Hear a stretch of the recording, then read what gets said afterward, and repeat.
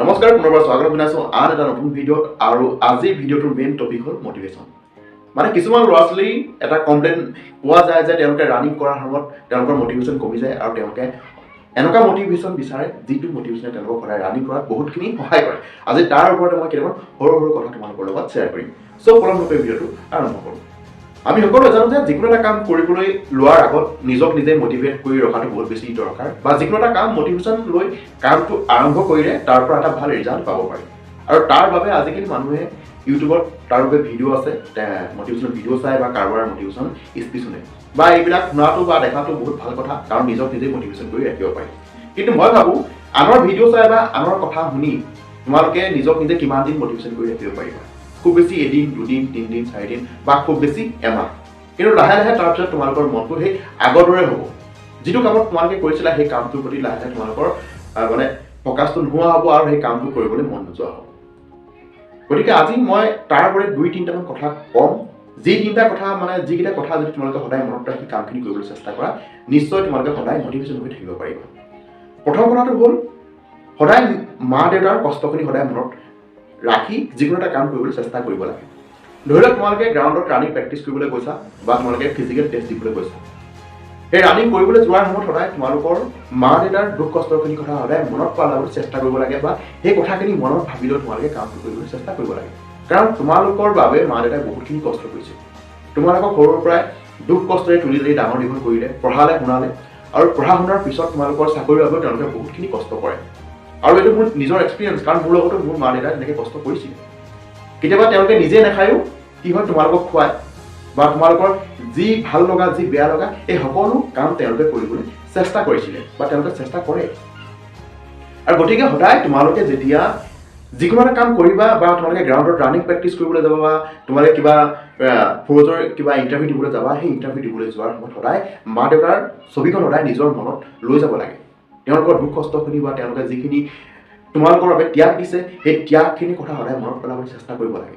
আৰু মনতে ভাবিব লাগে যদি তুমি সেই জবটো যদি চাকৰি তুমি পোৱা, সেই চাকৰিটো পোৱাৰ পাছত তেওঁলোকৰ যিখিনি দুখ আছে কষ্ট আছে সেই দুখ কষ্টখিনি তুমি অলপ হ'লেও তেওঁলোকৰ দূৰ কৰিব পাৰিবা, বা তোমাৰ মা দেউতাৰ যিখিনি সপোন আছে বা যিখিনি আশা আছে চাকৰিটো পোৱাৰ পিছত তুমি তেওঁলোকৰ আশাখিনি বা তেওঁলোকৰ সপোনখিনি লাহে লাহে পূৰণ কৰিব পাৰিবা। আৰু মই ভাবোঁ মা দেউতাতকৈ আৰু বেলেগ একো বস্তু নাই যি তোমাক বহুত বেছি মটিভেশ্যন কৰিব পাৰে।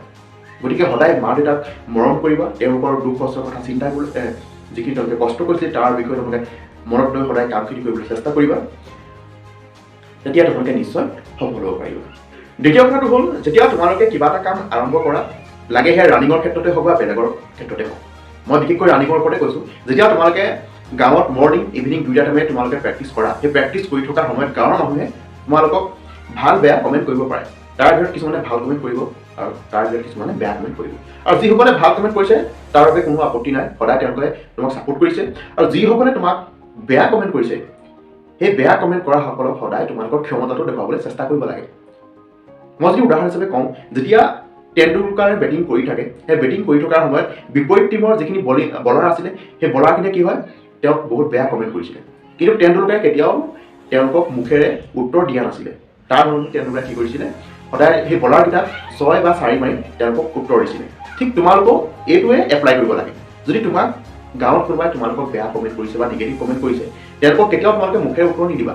সদায় তোমালোকে তোমালোকৰ কৰ্মটো কৰি বা তোমালোকে যিটো কাম কৰিছা তাৰ ৰিজাল্টটোৱে তেওঁলোকক উত্তৰ দিবলৈ চেষ্টা কৰিবা। আৰু যেতিয়া তোমালোকে ৰানিং প্ৰেক্টিছ কৰিবলৈ যাবা বা তোমালোকে যেতিয়া ফিজিকেল টেষ্ট দিবলৈ যাবা, আৰু এই কথাখিনি সদায় তোমালোকৰ মাইণ্ডত বহুৱাই ল'বা যে তোমাক কোনজন মানুহে কি কৈছিলে, কোনজন ব্যক্তি তোমাক কেনেকৈ কমেণ্ট কৰিছিলে, আৰু সেই কমেণ্টৰ উত্তৰখিনি সদায় তোমালোকে নিজৰ কামেৰে দিবলৈ চেষ্টা কৰিবা। তেতিয়া তোমালোকে কি হয় নিজক নিজে বহুত বেছি মটিভেশ্যন কৰি ৰাখিব পাৰিবা। তৃতীয় কথাটো হ'ল সদায় চেলেঞ্জিং লৈ যিকোনো এটা কাম কৰিবলৈ চেষ্টা কৰিব লাগে। যদি জীৱনত আগবাঢ়িবলৈ হয় বা যিকোনো এটা কামত সফল হ'বলৈ হয়, যদি নিজৰ মনত নিজে তোমালোকে চেলেঞ্জ নকৰা, তেতিয়া কেতিয়াও তোমালোকে সফল হ'ব নোৱাৰা। লাগে সেয়া ৰানিঙৰ ক্ষেত্ৰতে হওক বা যিকোনো বেলেগ ক্ষেত্ৰতে হওক। যেতিয়া তোমালোকে সদায় গ্ৰাউণ্ডত প্ৰেক্টিছ কৰিবলৈ যাবা, সেই প্ৰেক্টিছ কৰিবলৈ যোৱাৰ আগত তোমালোকে নিজে নিজক চেলেঞ্জ কৰিব লাগিব যে গ্ৰাউণ্ডত কেইটা চক্কৰ মাৰিম বা কিমান সময়ত মই কিমানটা চক্কৰ মাৰিম, সেই বস্তুটো নিজেই নিজক চেলেঞ্জ কৰিব লাগিব। আৰু লগতে তোমালোকে যিসকল মানুহে তোমালোকক নিগেটিভ কমেণ্ট কৰে সেই কমেণ্টখিনি সদায় চেলেঞ্জিং ৰূপে ল'বলৈ চেষ্টা কৰিব লাগিব। যিসকল মানুহে তোমালোকক কমেণ্ট কৰি আছে সেই মানুহসকলক তোমালোকে দেখুৱাব পাৰিব লাগিব যে তুমি যিকোনো এটা কাম কৰিবলৈ তোমাৰ সামৰ্থ্য আছে বা নিজেই নিজক তোমালোকে মাইণ্ডত বহুৱাই ল'ব লাগিব যে মই এই কামটো কৰিব পাৰিব লাগিব বা এই কামটো নিশ্চয় কৰিম। এই কথাটো সদায় নিজৰ মনত থাকিব লাগিব, বিশ্বাস থাকিব লাগিব আৰু নিজে নিজক চেলেঞ্জ কৰিব পাৰিব লাগিব। তেতিয়াহে তোমালোকে যিকোনো এটা কামত সফল হ'ব পাৰিব। আৰু শেষত কথাটো হ'ল কি, কেতিয়াও ভয় কৰিব নালাগে। তো বন্ধুসকল, এইকেইটা আছিলে সাধাৰণ সৰু সৰু কথা, যিকেইটা মই মোৰ এক্সপিৰিয়েঞ্চৰ পৰা মই তোমালোকৰ লগত শ্বেয়াৰ কৰিলোঁ।